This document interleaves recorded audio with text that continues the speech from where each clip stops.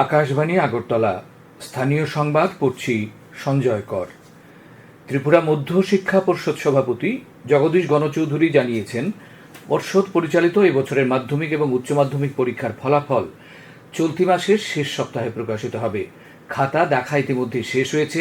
তিনি বলেন, পরীক্ষার ফলাফল প্রকাশিত হবার পর বছর বাঁচা পরীক্ষার জন্য বিজ্ঞপ্তি জারি করবে মধ্যশিক্ষা পর্ষদ। আগামীকাল বুদ্ধ পূর্ণিমা উপলক্ষে আজ বেনুবন বিহার বুদ্ধ মঠের উদ্যোগে আগরতলার অটল বিহারী রিজিওনাল ক্যান্সার হাসপাতালে ফল ও মিষ্টি বিতরণ করা হবে। বিকেল 4টে বেনুবন বুদ্ধ বিহারে বসে আঁকো প্রতিযোগিতার আয়োজন করা হয়েছে। শনিবার সন্ধ্যা 6টায় বেনুবন বিহারকে আলোকমালায় সাজিয়ে তোলা হবে।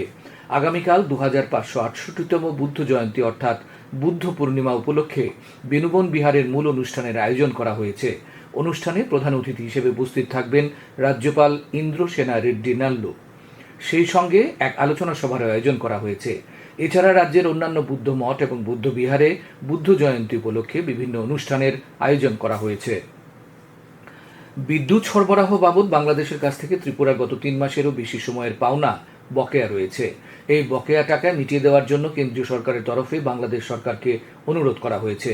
ত্রিপুরা রাজ্য বিদ্যুৎ নিগম লিমিটেডের এমডি দেবাশিস সরকার জানিয়েছেন, ত্রিপুরা বাংলাদেশের কাছে বর্তমানে দৈনিক 110 থেকে 120 মেগাওয়াট বিদ্যুৎ সরবরাহ করে। বাংলাদেশের কাছ থেকে 3 কোটি টাকারও বেশি পাওনা রয়েছে বলে তিনি জানান। অষ্টাদশ লোকসভা নির্বাচনের ষষ্ঠ ও সপ্তম পর্বের জন্য প্রচার জোরদার হয়ে উঠেছে। প্রধানমন্ত্রী তথা বরিষ্ঠ বিজেপি নেতা নরেন্দ্র মোদী আজ উত্তরপ্রদেশে 2টি জনসভায় ভাষণ দেবেন। গতকাল বিহারের মতিহারির গান্ধী ময়দানে এক জনসভায় ভাষণ দিতে গিয়ে তিনি কংগ্রেসের বিরুদ্ধে পরিবারতন্ত্র ও দুর্নীতির অভিযোগ আনেন। প্রধানমন্ত্রী গতকাল মহারাজগঞ্জ সংসদীয় আসনের গড়িয়াকঠির আগিয়া মাঠে এবং প্রয়াগরাজে একটি সমাবেশে ভাষণ দেন। পরে তিনি বারাণসীতে 25,000-এরও বেশি মহিলার সঙ্গে মত বিনিময় করেন। তিনি সম্পূর্ণানন্দ সংস্কৃত বিশ্ববিদ্যালয়ে মাতৃ শক্তি সম্মেলনে যোগ দেন। আরজেডি নেতা তেজস্বী প্রসাদ যাদব মহাজোটের প্রার্থীদের সমর্থনে জেরাদেই, মতিহারি এবং শেওহরে জনসভা করেন। আগামী 4 জুন অনুষ্ঠেয় লোকসভা নির্বাচনের ভোট গণনা পর্ব সুষ্ঠুভাবে সম্পন্ন করতে ঊনকোটি জেলাতে প্রশাসনিক প্রস্তুতি শুরু হয়েছে।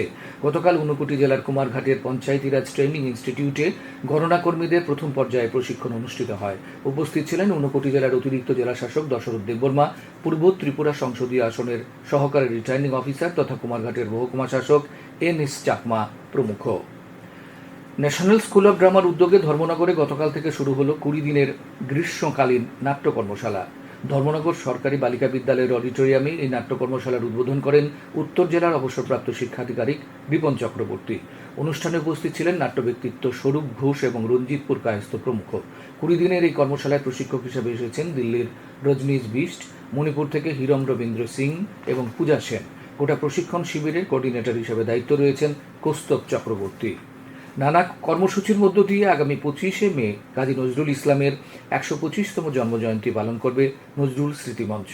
গতকাল প্রেস ক্লাবে এক সাংবাদিক সম্মেলনে সংগঠনের সম্পাদক মুজাহিদ রহমান জানিয়েছেন, নজরুলের জন্মজয়ন্তীকে বর্ণময় করে তোলার পরিকল্পনা গ্রহণ করা হয়েছে।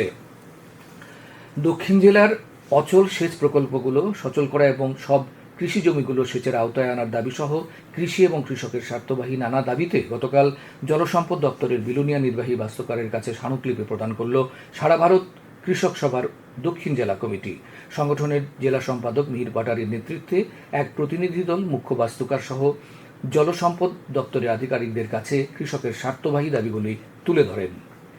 শ্রোতা বন্ধুরা, আকাশবাণীর সংবাদসহ বিবিধ খবরের বিস্তৃত আপডেট পেতে লগ ইন করুন www.newsonair.com এবং নিউজ অন এআইআর অ্যাপ এবং টুইটার অর্থাৎ এক্স প্ল্যাটফর্মে। আপডেট পেতে দেখুন আকাশবাণী নিউজ আগরতলা, ফেসবুকে NIR নিউজ আগরতলা এবং ইউটিউবে NIR নিউজ আগরতলা। আগামী 5 জুনের মধ্যে রাজ্যে বর্ষা প্রবেশের সম্ভাবনা রয়েছে। আবহাওয়া বিভাগের অধিকর্তা ডক্টর পার্থ রায় এই খবর জানান। এবার বর্ষায় স্বাভাবিক বৃষ্টিপাত হতে পারে বলে তিনি জানিয়েছেন।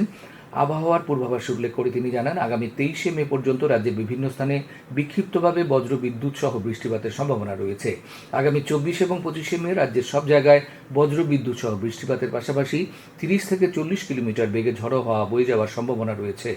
দিনের তাপমাত্রা সর্বোচ্চ 36 ডিগ্রি এবং সর্বনিম্ন 26 ডিগ্রি সেলসিয়াসের কাছাকাছি থাকবে। আজ সকাল থেকেই পশ্চিম জেলাসহ রাজ্যের বিভিন্ন জেলায় মাঝারি এবং ভারী বর্ষণ শুরু হয়েছে। স্থানীয় সংবাদ এখনকার মতো শেষ হলো।